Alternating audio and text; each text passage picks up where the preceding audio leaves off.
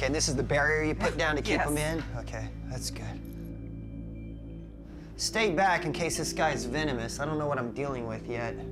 Okay, please be careful. Please be I'm careful. gonna try. I don't like getting bit any more than anyone else does. I have no idea what I'm looking for, and if it's a rattlesnake or a cottonmouth, one good bite, and VexCon's looking for a new exterminator. A lot of times I get behind these appliances, so I'm gonna have to move the appliances and take a look. Snakes are cold-blooded animals whose body temperatures go up and down with external conditions. And since appliances have motors in them, they get really hot, and that's a perfect environment for a snake. No, I don't really see nothing You don't here. see anything yet? There's this one here. Nah, not under this one either. That's not good. That means he's somewhere else. I looked under the dishwasher, the refrigerator, washer, dryer, everything. I couldn't find nothing. I'm not finding them in here. Even though Patricia saw the snake in the kitchen, by now it could be anywhere in her house, and I need to check the other rooms to make sure they're safe. Only in America. Patricia's got a couple of rabbits who aren't caged. They've actually got their own bedroom. They got their own bed, they got their own food and water bowl. I saw piles of seed and rabbit food. Man, what a nightmare. Well, ma'am, I can certainly see why you had a snake in here. You got rabbit food out, a rabbit. With all that wildlife, a snake's gonna investigate. That's just the way it is. We've had all the flooding lately. It's gonna push the snakes up out of the low wetlands and up into areas that are safer, like people's homes. That's why I stay in business, is stuff just like this. The room with the rabbits is clear, but that still leaves the living room to investigate. Okay. Now I gotta check these sofas. Snakes also like to conceal themselves in dark places where they feel the most camouflaged and protected, and a large piece of furniture like a couch is a perfect hiding place. No telling what I'm gonna find. Oh, look at all the droppings and the stuffing back here. Oh! Got him! Oh! Oh. Dude! Oh, man! Did you pick the wrong place at the wrong time? Oh, look at him. Yeah! Oh! Watch it there, tough guy. Can I make a cage up for him? You want to keep him? Yeah. Really? Well, look at, he's so friendly. All right. You never know what you're gonna get on a snake call. I turned over the sofa and I found a mouse up under there. Patricia stepped in and said, look, I love the little furry creatures. I've got a nice little area set up for him. I got a home for him. Oh, cool. There we go, got him in there. Well, it looks like Patricia's got another pet, but I'm still concerned that there may be a venomous snake loose in her house. I decided to make one last-ditch effort to look again in the kitchen where Patricia last saw it. I got one more place to check, this hot water heater. Okay. Looking good, though. I'd pretty much thrown in the towel, man. I'd given up on it, explained to Patricia, hey, sometimes snakes get away. I thought that's what happened here. That'll be it for today. Okay. As we exited the kitchen, I was wrong. Oh, whoa! What? Oh! You see him there? I see him. Ma'am, step back. The snake was under the dog bed she'd used as a barrier to keep the snake in the kitchen. He must have been up under your cushion. We stepped right over the snake when we got in here. This just goes to show you can never be too careful when dealing with snakes. I stepped right over this guy several times and didn't even see him. And if he's poisonous, that would have been an immediate trip straight to the ER. I immediately noticed the colors were kind of funny. And I started to think, could this be a python? It looks like a python. I don't know if it's an escaped pet or if somebody's pet escaped, laid eggs, and this is an offspring. Pythons are not native to America, but people have released these pets for so many years that now we've got about 30,000 wild pythons. He's not gonna bite you, right? I mean, he could bite. They have sharp teeth, rows of sharp teeth. But this one is not poisonous, so don't worry, Don. How do you know if they're poisonous? There's a couple of ways of telling. The first way you can tell is by looking at the eyeball. This guy's got a round pupil. It's not slitted. And then on the end here, on the tail, the scales, if they remain in a cross pattern after the anus, it's non-venomous. Even though this snake isn't venomous, it's still very dangerous. Pythons are constrictors who use their powerful muscles to strangle their prey before devouring it. And even though this guy's still a baby, a python can grow to be 23 feet long, big enough to take down a grown man. If you have mice, it might have been in here tracking the mice. People don't realize they buy these little snakes in the pet stores, and then they grow up to be massive snakes, so they release them into the wild. Well, guess what? In the wild, they have babies. Then you have little boas and pythons growing up to be big boas boas and pythons. In nature, it's not smart. All right, ma'am, I'm gonna go ahead and take him to my truck, and then I'll be right back. Right, okay? I appreciate it. All right, do, well, I got because- him. He's out of here.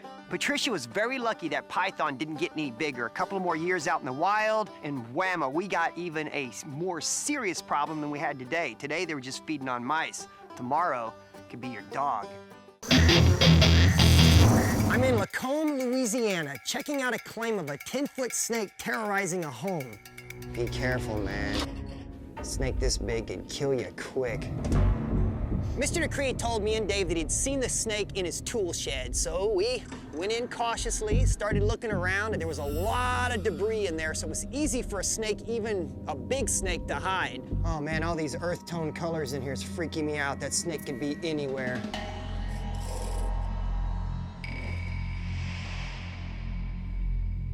There's a million places it could hide. It could be up top, it could be down below. It's gonna be practically invisible, whatever it is. I got a water heater over here. That's a good heat source for snakes I usually find. Snakes are cold-blooded animals, which means their body temperatures rise and fall with external conditions. So when a snake gets into a home, it'll try to find a heat source to keep warm. Wait, I just heard something over here. It almost sounded like air coming out of a tire. Is he hissing? Is that him hissing? That is. He is very upset. When a snake's hissing like that, it'll hiss as kind of give you a warning to back off, get away, and I advise anybody to do just that. He's hissing again. I started to look back behind this round metal shelving thing. I went up a little closer on it, and bam! Get out, dude, quick! The snake jumped up at me. I freaked out, man. I jumped back, knocked over a bunch of stuff in the shed, and ran out of there with my tail between my legs, because I wasn't expecting to see a snake that friggin' big. What I'm pretty sure I saw is not a water moccasin. A python is what it looked like, It is. dude. Oh, definitely. A water moccasin can grow to a maximum of 6 feet, and this snake was at least twice that long. Based on the sheer size of it, I think it's a Burmese python, which can grow up to 23 feet. While pythons aren't poisonous, they are deadly. These constrictors squeeze their prey to death before devouring it. So basically, we're just gonna be fighting about, 15 feet of pure, pissed off muscle. All right, well, look, I'm gonna try to come in one side, you come in the other, and I guess we're just gonna have to drag it out of there, dude. Let's do it. See if we try to move this. Times like this, I wish I had some bracelets like yourself, man, because if he bites, that's what he's gonna end up getting. Right on the wrists, that's why I wear them, dude. You never know what you're walking You into ain't in this kidding. job. A lot of people think I wear all this stuff just because it's a fashion statement, and they're right, partially. But it's also extremely functional. I mean, if you did my job fighting alligators and monster snakes, believe me, you'd be very happy to wake up in the morning and put these on. All right, let's get it. 1, 2, 3. Oh. That is a massive python. We had to get in there and grab the snake by the head. So you gotta get control of the head, or the snake's gonna get control of you. The head's right here, I can see it. Oh my God, he's moving. Grab it, go. I saw my shot, I grabbed him. Oh, man, he's fighting. Oh, oh, oh. Dave gets in there, he gets a couple of hands on the snake. Oh. We had to get this snake outside to try to get control of him. He's so freaking heavy, dude. Oh, he's constricting. Oh. So he starts to wrap up around my arm. Every time I'd breathe or anything, he'd squeeze tighter. And these snakes are strong, man. They've been known to overpower grown men. Oh, he's got me. It's crushing my arm, dude. I had that snake by the neck, man, and I wasn't gonna let him go. Ugh. Oh, he's pissed off. Okay, we gotta finish. I'm gonna hold him, dude. If you can go find a bucket or something. You sure? He's got me. All right. He's got me. Get off me, dude. So Dave got a container and we unwrapped the snake from my body by starting with the tail. When we got him off, we stuffed him into the container and shut the lid. We're gonna get the top on. Quick. All right. Woo! Wait. Woo, dude. This is the biggest snake I've ever grabbed. I guess what happened was during the hurricane, this dude was probably a pet or something. Hurricane Katrina came through and was tearing houses apart. I think this snake escaped, and it somehow ended up in Mr. Decree's shed. So this snake's probably been on his own for like 4 years out in the wild, dude. It's irresponsible to release this snake back into the wild, so we can't just relocate it. But since Dave is a licensed reptile rehabilitator, he agreed to take it home with him, where he'll take good care of him. Well, let's get him loaded up and put into the truck. Golly, he's friggin' heavy. What do you think it weighs? I don't know, 80 pounds, you think? At least 75 to 80 pounds. Golly. Hey, buddy.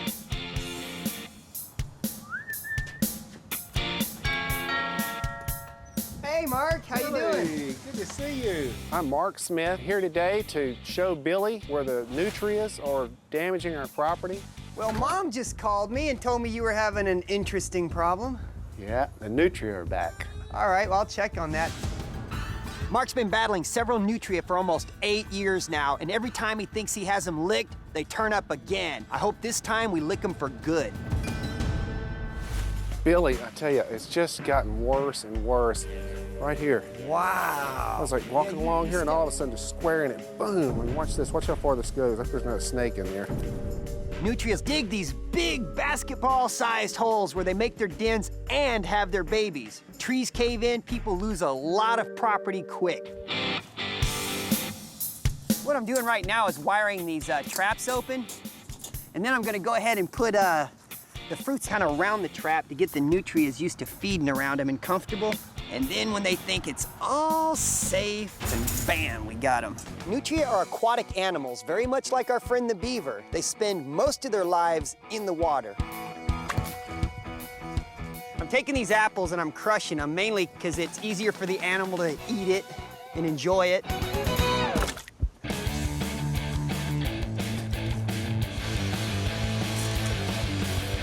Well, I got the new trap set, so now I'm gonna try to catch myself some nutrias.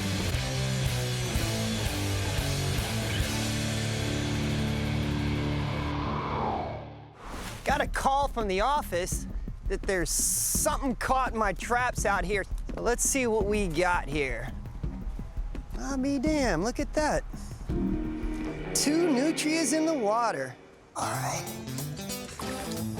What's up, dude? Dude, jumping around like that ain't gonna do nothing but bust your head wide open. So you need to chill, dude. Oh, you wanna blow up on me? To yourself, dude. Uh-oh. This one almost got away, look at that. My trap. Damn, he was fighting. If you don't check your trap setting, check every detail, you could lose your animal. They got these huge friggin' teeth, man. They could take your finger off for sure if you get it in there. And they got these webbed feet for swimming.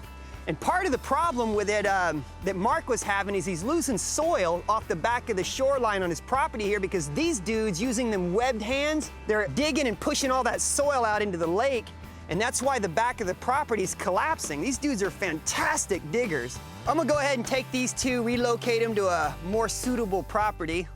Boy, you like me, don't you? Keep looking at me. As I was removing the nutria, I noticed some netting that Mark had laid down to try to catch the nutria himself. When you leave an old trap laying around, something's gonna find its way into it. You really should make sure to remove all old traps.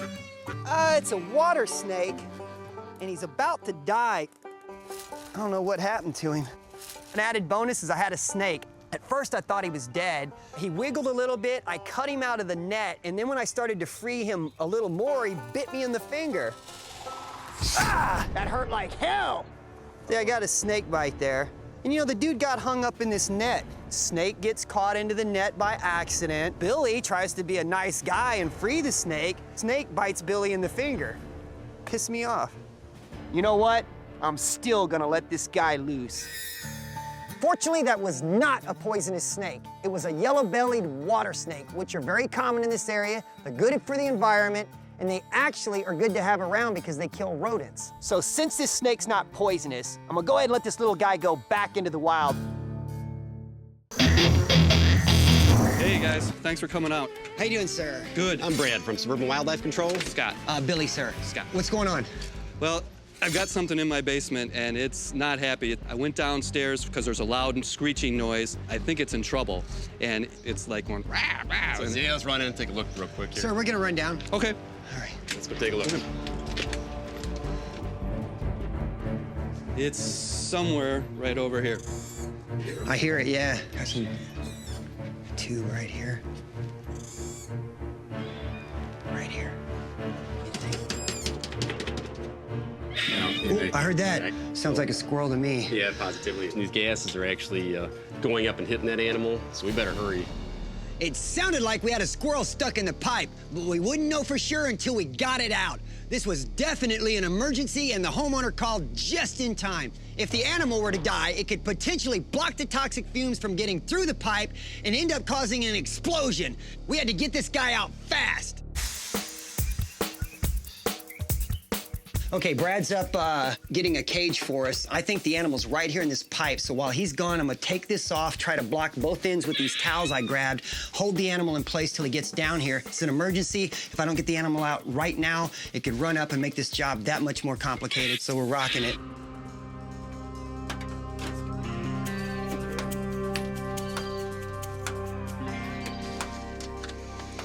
Okay, I think it's in this section right here. Okay, nope, it's definitely up here, not in this section of tube. All right, can we see him in there? Flashlight. Whoa! That was one gigantic squirrel. No wonder he got stuck in there. But if I were to reach in, he'd either bite me or move further up the pipe. So Brad was gonna have to chase him out from above, and I had to try to grab him with the tongs. I brought a plumbing snake. I'm gonna try to lower this down the chimney and chase him out of that elbow. I'm gonna go ahead and step back and allow this guy some room to come out, and then we're gonna get him. Okay, I'm going in one more time to try to get him. I can hear him in there.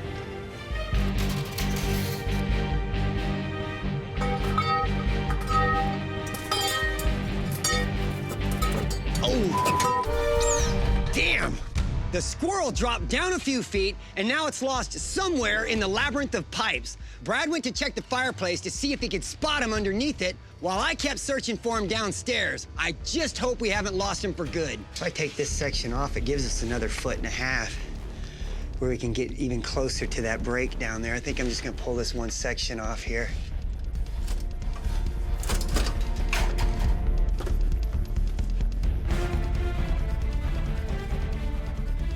Okay, I can see him. You ready? I'm ready, brother. Here he comes. Send him my way.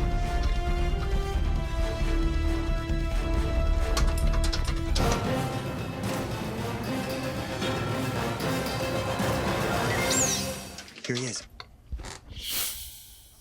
That squirrel was just inches away from freedom, so I grabbed the tongs in case he appeared again. I didn't want to lose this guy.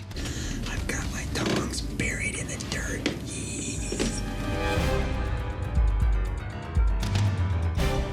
Here we go. Ooh, that was close.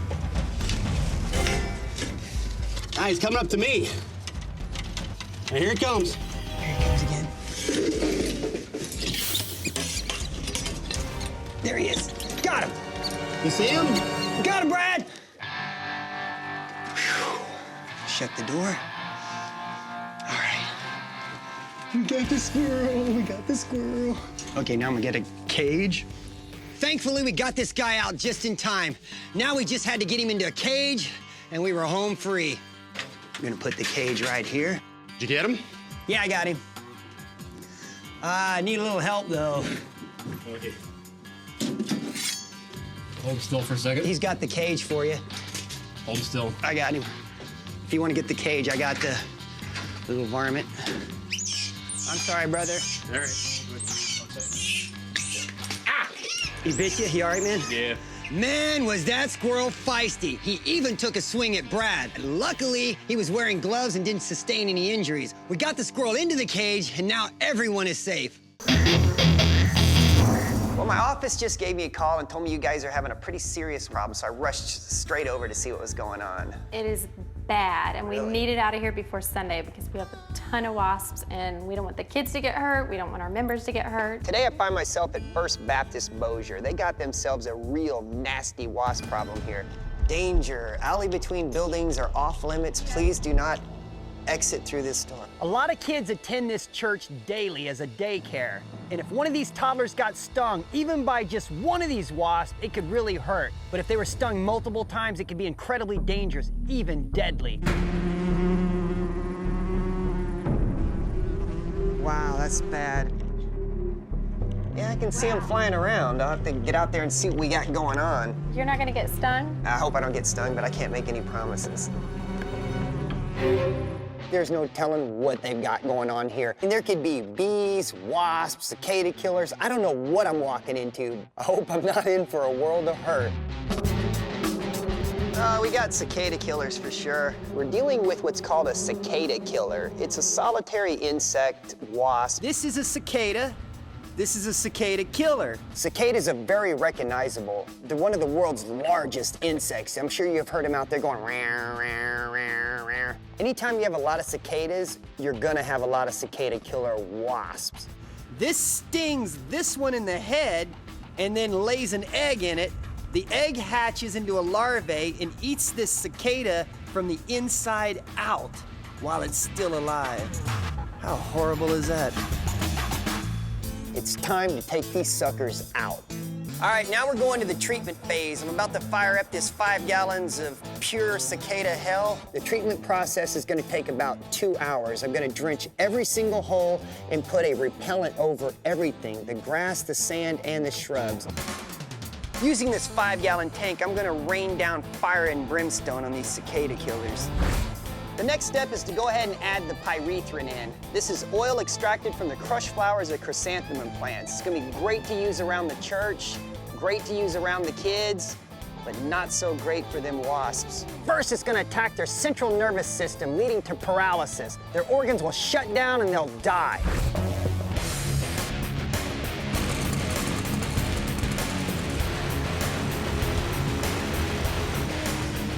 They can't hide from me.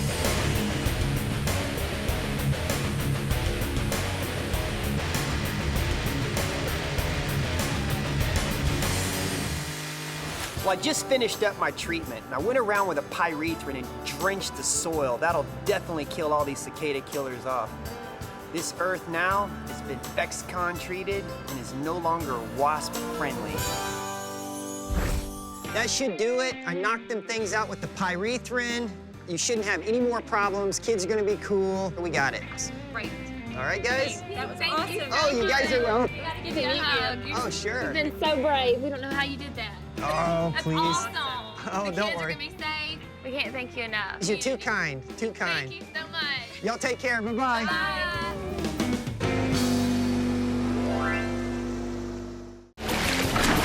I'm finally able to grab the gator, and instantly he starts freaking out. He's not happy about being drug out of this water and wants to fight me every step of the way. Oh, he's heavy.